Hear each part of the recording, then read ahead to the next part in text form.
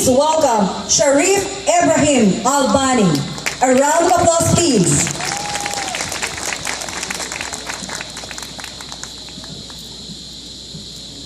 In the name of God, the most compassionate and the most merciful. Ating kagalang-galang na Honorable Brigadier General Mayor Ramona Ong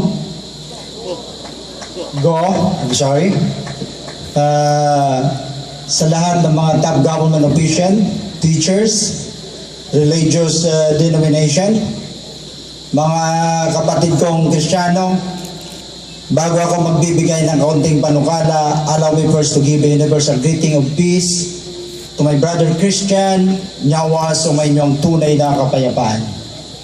To my brother Muslim, Assalamu alaikum wa rahmatullahi ta'ala wa barakatuh.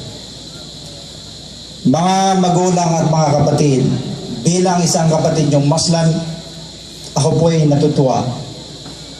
Lubos na natutuwa sapagkat nakikita ko ang adikain ng ating mahal na Mayon ay tungo sa tinatawag na tunay na kapayapaan ng bansa. The light of peace, if we will try to dig out the history of yesterday, nangyari po na dito sa ating inang bayan. From 11, 12, 13 to 14th century, the light of peace na-establish na dito sa ating inang bayan. It was headed by Sultan Alimuddin of Sulu. In Mindanao, Sultan Gudarat. In Mactan, Lapu-Lapu.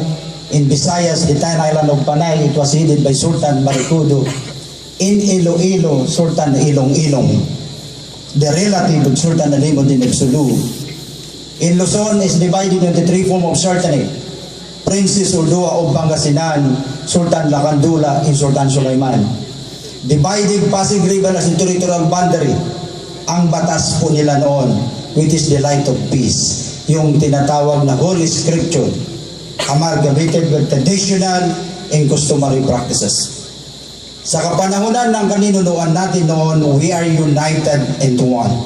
Regardless of religion, color, tribe, race, we never talk about the religion because religion can never save us.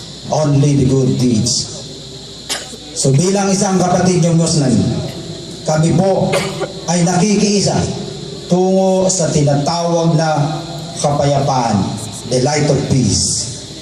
So nakikita ko, our country not only in Iloilo, our country has a multifarious problem of morality, child abuse, disease, corruption, terrorism, killing, kidnapping, massacre, war in Mindanao is beyond our control. For me, those old problems, they are all minor problems. We have the vital problem of our country today, which is the abject poverty. Gutom ang lahat ng mamamayan Pilipino from Batanes to Tawi-Tawi. So how to solve this problem? To solve this problem, ito na ang pananawagan ng ating mahal na Mayon, the light of peace.